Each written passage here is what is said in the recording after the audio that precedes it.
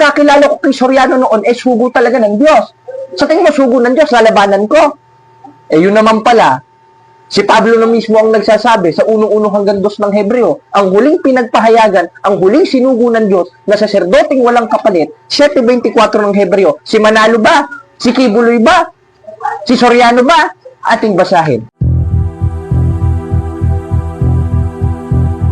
Dahil sa katotohanan ng ipinapangaral ng Santa Iglesia Katolika na hindi maitanggi ng mga protestante sa lungatang aral at pahayag ng mga pastor.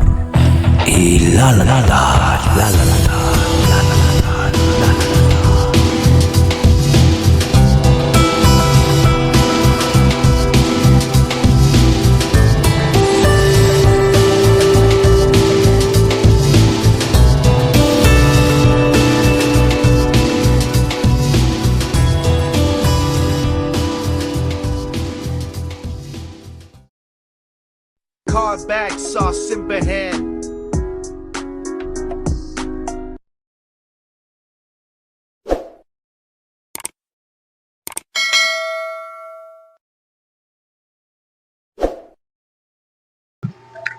Sumayin niyo ang kapayapaan ng Diyos. Muli sa awat tulong ng Diyos ay may panibago na naman tayong episode ng Andating Landas. Muli, ano ba ang purpose ng Andating Landas? Gaya ng sinasabi natin sa mga nakaraang episode. Marami kasing nang sasabi, tayo daw ay na may personal.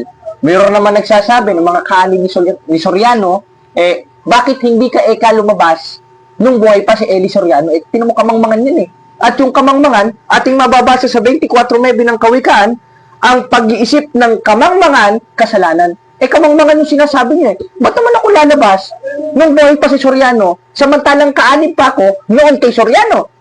O hindi ba't malaking kamangmangan yan? At ang pagkakilala ko kay Soriano noon, sugo talaga ng Diyos. Sa tingin mo, sugo ng Diyos, lalabanan ko. Yun naman pala, si Pablo na mismo ang nagsasabi sa 1:1 hanggang 2 ng Hebreo, ang huling pinagpahayagan, ang huling sinugo ng Diyos na saserdoting walang kapalit, 7:24 ng Hebreo. Si Manalo ba? Si Kibuloy ba? Si Soriano ba? Ating basahin. Datapot siya sapagkat namamalagi magpakailanman. May pagkasaserdote siyang hindi mapapalitan. Sino yun? Si Kristo, na siyang pangulo ng simbahang itinayo niya. 1:18 ng Kolosas. At siyang ulo ng katawan sa makatwid bagay ng simbahan. At yung simbahan na yun na naitatag 2,000 years ago na hindi pinapanaigan ng Hades na nakarating sa Pilipinas ayon sa aklat ni Sonia M. Saidi sa pahina 123, The Greatest Legacy of Spain to the Filipino People is Christianity, especially the Roman Catholic Church. And these Christians is founded by Jesus Christ in Palestine. Kasaysayan na mismo ang nagsasabi. Biblia na mismo na ang nagsasabi na na ang sugong kinikilala ko, ang saserdoteng kinikilala ko ngayon ay si Kristo. Pero noon, i-debunk natin yung sinasabi, kapatid na mga kababayan, nung mga alagad ni Soriano na, ang tatapang nyo ba't hindi kayo nagsilabasan nung buhay pa si Soriano? Papakulalabas nun. Ang pagkilala ko kay Soriano nun, sugo ng Diyos na may puwet. Ang pagkakilala ko kay Soriano nun, matino, matuwid. Ngayon, hindi naman pala mapuwit ba? Pagkakilala ko nun, matuwid. Yung nagtatawa tuloy yung kay kapatid Damago, bumubulong dito, sabi daw, mapuwit. Huwag na natin pag-usapan yan dahil ibang na yan, masyadong personal na yan. Dahil ang purpose ng Andating Landas, mga kapatid, kung anong purpose ng mga apostol at ng ating Panginoong Hesukristo. At ating ito'y mababasa sa 28:20 ng Mateo, na ituro nyo sa kanilang ganapin ang lahat ng mga bagay na inuutos ko sa inyo. Hindi naman sinabing na personal kayo. Kaya, kahit kailan, hindi ho ng insulto at hindi ho na personal ang programang ito na itinataguyod natin sa awat tulong ng Diyos. Kundi, ang purpose nito, kung anong purpose ng ating Panginoon Kristo. Dahil ang utos, Pilipos 2:5 hanggang 8, magkaroon ng pag-iisip, gaya ng kay Kristo, hindi gaya ng kay Soriano, at hindi gaya ng MCGI. Puwit? Tingnan mo si kapatid ng mago, puwit. Nagbubulong sa akin, puwit Iyan na natin yun. Alam naman natin yun. Hindi lang natin sabihin. Sa atin lang, Kaya, para makapag-umpisa na tayo, mga kapatid, ating talakayin ang dati kong binabatikos na aral. At ating pakinggan ang isang pahayag o isang pangliligaw at pagpapalabo, kasi hindi paliwanag ito pagpapalabo ni Mr. Eli Soriano tungkol sa doktrinang nilabanan ko noon o dogma ng simbahan na Mother of God. O si Santa Maria ba ay ina ng Diyos? Ating panoodin. Santa Maria, ito na naman ang bira. Ina ng Diyos. Abay, pagkadakil-dakila pala naman ito, ina ng Diyos. Biro mo, ang Diyos ay nagkaina. Wala namang ina ang Diyos sa Biblia. Nakita niyo sa akin, bakit mali ang laman? Ay, biro mo ang panalangin, Santa Maria, ina ng Diyos. Teka. Ang Diyos may ina? Isipin mo, Mater Dei. Yan mga kapatid, at ating napanood si Eliseo Soriano na ipinahayag niya na wala daw sa Biblia ang ina ng Diyos. Yung una niyang sinabi, Santa Maria, ina ng Diyos. Aba, pagkadakil-dakila pa naman ina ng Diyos. Sa mga basa, ang Diyos may ina. Tapos pinasabay niya kanina, ba't mali ang laman? Santa Maria, ina ng Diyos. Biruin mo, ina ng Diyos. Wala namang ina ng Diyos sa Biblia. Totoo nga ba yung sinabi ni Soriano, mga kapatid, na si Kristo ay walang ina? At kung walang ina si Kristo, paano siya makakapagkatawang tao? At ano ba ang pagkilala ng mga apostol kay Kristo? Basahin natin ang sabi ni Apostol Tomas na mas matalip pa kay Eli Soriano sa 20:28 ng 1. Ito ang ating mababasa. At sumagot si Tomas sa kanya'y sinabi, yung subject of the sentence dito na sinasabihan ni Apostol Tomas si Kristo. At wala namang ibang kausap dito si Apostol Tomas kundi si Kristo. Hindi naman si Soriano. Ngayon, ano ang ating mababasa? Sumagot si Tomas sa kanya'y sinabi. Sa kanya'y sinabi. Anong sabi niya? Panginoon ko! Diyos ko! Ngayon, kung ang sabi ni Apostol Tomas sa ating Panginoon Kristo ay Diyos, anong ating Panginoon Kristo? Diyos. At anong paliwanag ng isa pang apostol, hindi mangangaral na si Eli Soriano, hindi natin pakikinggan yan. Pakikinggan natin yung mga maling sinasabi niya. Dahil lahat naman ng sinasabi niya, mali talaga. Self-interpretation, self-proclaim, self-explanation sa Biblia na wala naman silang karapatang gamitin. Dahil absent sila sa 405 AD nung na-compile, na-translate, at nabigyan ng pangalang Biblia, ang Biblia ni Pope Damasus at St. Jerome. Ngayon, anong sabi ng isa pang apostol na nakakita at nakarinig sa ating Panginoon Kristo, gaya ni Apostol Juan? Hoy, hindi chismis ito hindi chismis ito, gaya ng mga kapitbahay yung chismosa na lahat sinilip na sa inyo. O, basahin natin. 1:3 ng unang 1. Yung aming nakita at narinig ay siya naming ibinabalita sa inyo. Therefore, yung isinusulat ni Apostol Juan, yun ang nakita at narinig niya sa ating Panginoon Kristo at sa mga iba niya pang kasamang apostol. Bakit? Dahil araw-araw silang nagko-congregate. Araw-araw silang nagkakatipon. 2:46 ng gawa. At araw-araw silang nagsisipanatiling matibay at nagkakaisa sa templo. Tanong, ano ang nakita at narinig nila sa templo nung nangaral ang ating Panginoon Kristo? Kaya sinulat ni Apostol Juan. 5:20 ng unang 1. At nalalaman natin na naparitong anak ng Diyos. Hindi naman ang mismong Diyos o ang Ama na Diyos. Ang naparito, yung anak ng Diyos. At tayo binigyan ng pagkaunawa upang makilala natin siya na totoo na hindi nakilala ng Iglesia ni Manalo. Dahil sa Iglesia ni Manalo, tao! Samantalang ang pagkilala ng mga apostol, pagkilala sa kanya ng Ama, 1:8 ng Hebreo, Diyos. Pero hindi yan ang tema natin. Ang tema natin is all about Mother Mary, the Theotokos, o Mother of God. Ngayon, anong sabi? Upang makilala natin siya na totoo at tayo na sa kanya na totoo sa makatwid bagay sa kanyang anak na si Jesucristo. Ngayon, ang subject of the sentence dito, si Kristo. Anong sabi? Ito ang tunay na Diyos at buhay na walang hanggan. Ayun sinasabing ito, yung naparito. Yung tunay na Diyos, yung buhay na walang hanggan. Therefore, mga apostol na mismong nagpapakilala, mga apostol na mismong nagsasabit, nagkla-clarify na ang naparito ay Diyos. Katunayan, in Old Testament, in Book of Isaiah, nasa hula na yun. Hindi sa hula ni Badang Uring. Hindi sa hula ng mga manghula na wala nang ginawa kundi magkaperot. Mamera na lang ng mamera itong mga mangkukulam na ito, nakasuklam-suklam ang ginagawa. pangloloko sa kapwa-tao yan eh. 18:10 hanggang 12 ng Deuteronomio. Sino mang nagpaparaan sa apoy ng kanyang anak na lalaki at anak na babae o nang huhula. Sa 12, hindi magmamanat kasuklam-suklam sa Diyos. Kaya huwag tayong sasangguni dyan sa mga manghuhula na yan. Ang sangguniin natin, yung hula ng Diyos na ipinasulat sa Biblia. Anong sabi in Old Testament? 9:6 ng Isaiah. Sapagkat sa ating pinanganak ang isang bata, sa ating pinanganak ang isang anak na lalaki, at ang pamamahalay maaatang sa kanyang balikat, at ang kanyang pangalan tatawagin kamangha-mangha, tagapayo, makapangyarihang Diyos. Sino yun? Si Kristo. Therefore, yung ipanganganak sa atin, na tatawagin kamangha-mangha, at yung pamamahalay maaatang sa kanyang balikat ay si Kristo. Abay, pinanganak pala si Kristo. At yung pala tatawagin makapangyarihang Diyos. At paano mo sasabihin, walang ina ang Diyos, samantalang nandito na mismo, sa 9:6 ng Isaiah, ipanganganak yung tatawaging dakilang Diyos. Sino yun? 5:20 ng unang 1, si Kristo. Ngayon, ating panoodin mga kapatid, ang isa sa maling argumento ko noon na pinagdiskusyonan namin ni kapatid na Paul Alima sa Tagbilaran na nakapagbukas ng aking bulag na isipan. At ating sagutin ang aking maling argumento.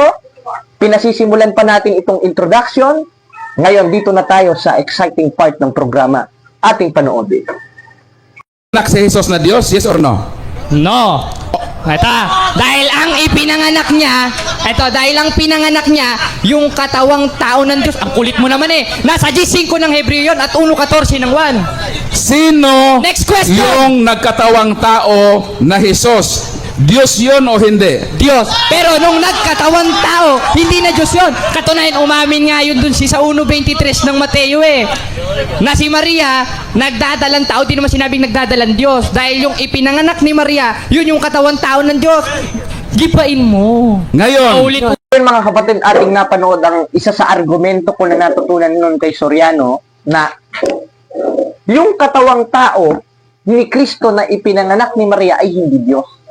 Unang-una, dun sa argumento nating binasa, yung ipinanganak sa ating bata sa 9:6 ng Isaiah, sa hula in Old Testament, ay tatawaging makapangyarihang Diyos. Therefore, yung ipinanganak na katawang tao, gaya ng sinabi ko sa G5 ng Hebreo, tatawaging makapangyarihang Diyos. Bakit tatawagin? Dahil likas sa kalagayan niya yung pagka-Diyos nang wala pang pasimula. At inaamin naman natin, wala talagang pinagmulan ng Diyos.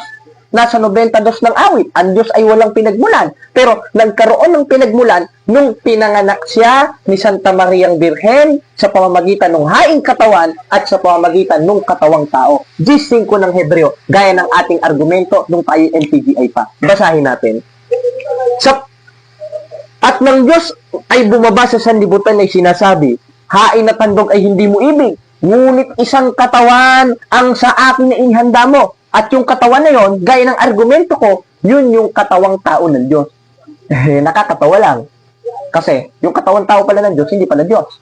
Samantalang mga apostol na mismo nagsasabi, 5:20 ng unang 1, na naparito ay Diyos. At nung nakita ni Apostol Tomas, ang nakikita niya yung human nature ni Kristo, ang sabi sa 20:28 ng 1, Panginoon ko, Diyos ko, di Diyos. Ngayon, nung pinanganak ni Santa Maria yung tinatawag na Diyos at nasa hula sa 9:6 ng Isaiah na Diyos o tatawaging makapangyarihang Diyos, anong tawag kay Maria? Ina ng Diyos o ina ng pusa? Ina ng Diyos. But kung sasabihin mo na si Santa Maria ay hindi ina ng Diyos, mag-iglesia ka na lang ni Manalo, Soriano at Daniel Rason. Walang niya. Di ba? Ganun lang naman maintindihan yun eh. Di ba, na lang, kung 4-4 ng ikalawang kurite, kinatuparan sila na binulag ng Diyos ng sanglibutang ito ang pag-iisip ng hindi nagsisisampalataya. Pero klarong-klaro naman mga kapatid na na yung katawang tao ng Diyos na ipinanganak ni Santa Mariang Birhen ay tatawaging Diyos at tinawag ng Diyos at yung naparito, gaya ng ating binasa ng una si 5:20 ng unang 1, ay tunay na Diyos at buhay na walang hanggan. Sa papaanong pinanganak yung tunay na Diyos at buhay na walang hanggan, na nooy walang pinagmulan, ngayon merong pinagmulan. G5 ulit ng Hebreo, ulit-ulitin natin. At ng Diyos ay bumaba sa sanlibutan sinasabi, hain na tandog ay hindi mo ibig, ngunit isang katawan ang sa akin na inihanda mo. At yung katawan na yon, 1:14 ng 1, Yun ang katawang tao. Kaya, ang sabi doon ni Arkanghel Miguel sa aklat ng Bagong Tipan sa Mateo, ikay nagdadalang tao. Dahil ang dinadala ni Maria, yung katawang tao. At yung nasa loob ng katawang tao, 2:9 ng Colossus, ang sabi ni Pablo, sapagkat sa kanya nananahan ang likas na kalagayan ng pagka-Diyos ng siya'y maging tao, sabay ipinanganak ni Santa Maria yon. Tanong, kailan ba naging tao si Kristo? 15 ng Hebreo, nung nasa sinapupunan siya, nung nasa loob siya o bosom, o nasa bosom siya ni Santa Mariang Birhen, o nasa sinapupunan.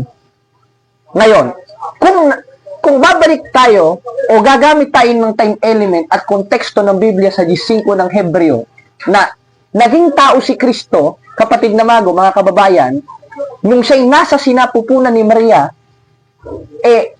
dun pa lang pala, nandun na yung pagka-Diyos eh. Bakit? 15 ulit ng Hebreo. Ulitin natin mga kapatid. Sapagkat ang Diyos ay bumabasa sa liputan, sinasabi, hain at tandog ay hindi mo uibig, ngunit isang katawan ang sa akin na inihanda mo. Nang ang Diyos ay bumabasa sa liputan ay sinasabi, hain at tandog ay hindi mo ibig, ngunit isang katawan. Anong katawan? 1:14 ng 1, yung katawang tao. At nasa loob ng katawang tao, nung time na maging tao si Kristo sa sinapupunan ni Maria, sa 2:9 ng Colossus, nandun na ang kanyang pagka-Diyos. Ngayon, anong sabi dito ni Elizabeth?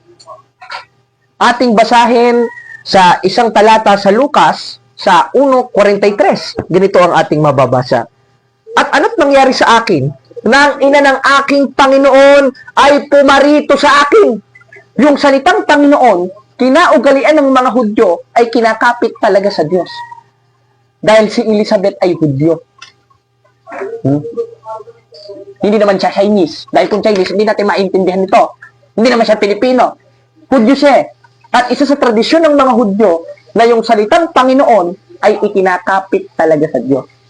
Ngayon, kung si Maria ay tinawag na ina ng Panginoon, na ayon sa kinaugalian ng mga Hudyo na yung salitang Panginoon ay tumutukoy sa Diyos, ano si Santa Maria? Ina ng Diyos. In Greek, Theotokos. Sa Tagalog, ina ng Diyos. Hindi ina ng bakla. Ay, kasi meron kasi isang mangangaral, ano? Hindi lang natin papangalanan. At yung isa ring sumunod sa kanya, ganun rin. Dahil ayaw makipagdiskusyon, ayaw magpatanong, talagang hindi Kristiyano. Pero hindi yan ang topic natin, kung hindi na ba? Nababaling tayo, mga kababayan. Ngayon, malinaw na malinaw sa konteksto ng mga talata ng Biblia ang ating nabasa na yung naparito ay Diyos, tinawag na Diyos, ipinanganak yung katawang tao, kaalinsabay nung pagka-Diyos sa 2:9 ng Colossus. Kaya ang sabi sa 1:43 ng Lucas, siya'y tinatawag na ina ng Panginoon. Na sa kinaugalian ng mga Hudyo sa pagkakasabi ni Elizabeth, siya ay ina ng Diyos. Dahil ang Panginoon ay kumakapit sa Diyos, na kung si Santa Maria tinawag na ina ng Panginoon, siya ay ina ng Diyos. At yan ang dogma ng ating simbahan sa Catechism of the Catholic Church, si Maria ay ina ng Diyos. At yan ang hindi kayang tutulan ng protestante, lalo na ng NCGI, lalo na ng mga born again, lalo na ng mga baptist, lalo na ng mga kultong nagsilitawan at kinatuparan ng 24:24 Mateo. O sinong tututol dito? Huwag kayong mag-comment. Huwag kayong umiyak ng umiyak. Makagalit sa inyo si Apostol Juan yan. Yung unang-una, meron pang nag-comment. Dito pa lang sa comment, Jared Almasora, di ka na makasagot. Ba't kita sasagutin sa comment? Walang kaayusan yan. At magagalit pa sa atin si Apostol Juan dahil dakdak lang tayo ng daktak. Dahil ang sabi, 3:18 ng unang 1, huwag kayong umibig ng salita ni ng di laman kundi ng gawat katotohanan. Therefore, gagawa kayo sa katotohanan at yung gawat sa katotohanan, yung makipagbaka kayo ng may kaayusan. Mga demonyo! Ayon sa Biblia. Bakit? Mga sinungaling kayo eh. Sukat nyo sabihin si Maria hindi ina ng Diyos. Ano si Kristo? Tao! Ano si Kristo? Pusa! Doon na nga lang sa sentido common mo eh. Pag ang pusa, nanganak ng pusa, anong tawag sa pusa? Ina ng pusa. Pag ang pusa, nanganak ng aso, anong tawag sa pusa? Ina ng aso. Ngayon, kung ang tao nanganak ng Diyos, Gaya ng nasa 9:6 ng Isaias, 2:9 ng Colosas, na yung nasa sinapupunan ni Maria, na katawang tao ng Diyos, na sinabing nagdadalang tao may pagka-Diyos, 2:9 ng Colosas, sabay niyang ipinanganak. Anong tawag kay Maria? Ina ng Diyos. Kaya, sino mang relihiyon, nagsasabi na si Santa Maria hindi ina ng Diyos, sa demonyo, ayon sa Biblia. Maka imperno, maka demonyo, mga antikristo, ayon sa Biblia. Kaya, yun ang ating napag-aralan ngayon, mga kapatid. Klaro ba, kapatid ng aga? Klaro ba, mga kapatid? Kaya pagpasensyahan mo na kung tayo sumisigaw. Dahil utos naman ito 58:1 ng Isaias. Humiyaw ka ng malakas, huwag kang magpigil.